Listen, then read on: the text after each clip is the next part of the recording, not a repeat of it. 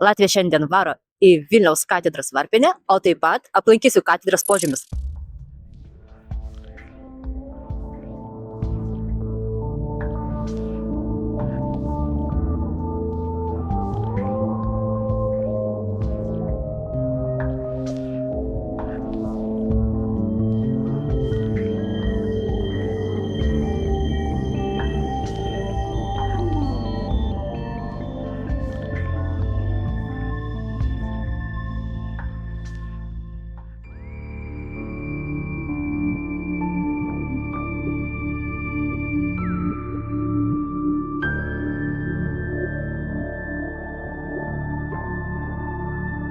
Ką tik išėjau iš katedros požemio, labai esu patenkinta, kad ten nuėjau, čia mūsų yra istorija, labai visiems rekomenduoju čia ateiti, reikia žinoti, reikia čia pabūti, varpinę palikau kitam kartui, bet į varpinę vis vien reikės įeiti, įsigyti bilietus į ekskursiją.